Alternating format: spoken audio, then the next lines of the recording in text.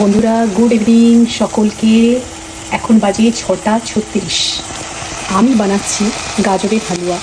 আমাদের বাড়ির গাছের গাজর, তার হালুয়া বানাচ্ছি। ওরে বাবা রে বাবা, এই হালুয়া বানাতে পুরো দিন চলে গেল এরম মনে হলো। জানি না কেমন খেতে লাগবে, দেখে তো মনে হচ্ছে ভালোই হয়েছে। অনেক টাইম লাগলো জানেন এই গাজরের হালুয়া বানাতে। বাড়ির লোকেদের মনোরঞ্জন করতে করতে আমাদের জীবন অন্ত নেই।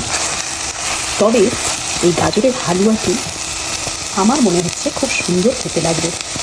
দেখুন ঘি ছেড়ে দিচ্ছে, তার মানে এটা হয়ে গেছে। ঘি যখন ছেড়ে দেবে না, এর থেকে অল্প একটু ঘি দিতে হয়।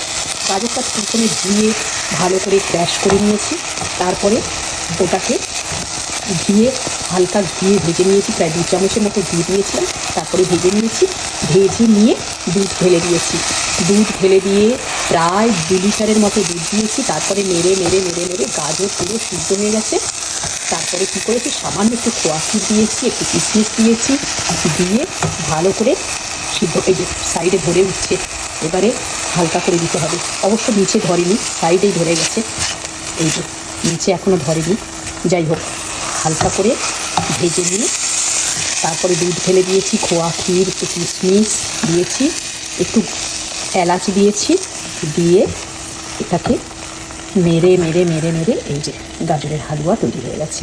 দেখছেন পুরো ঘি ছেড়ে দিয়েছে, কিন্তু এটা আর কোথাও লাগবে না। দেখছেন ঘি ছেড়ে দিয়েছে, তার মানে গাজরের হালুয়া রেডি। এবারে আমি নামিয়ে ফেলবো। দেখুন আমার গাজরের হালুয়া তৈরি হয়ে গেছে। এটা খেতে ভালো লাগে, কিন্তু সময় লাগে অনেকক্ষণ। বন্ধুরা, যদি ভিডিওটা ভালো লেগে থাকে তাহলে একটা লাইক দিয়ে সাথে থেকে যাবেন।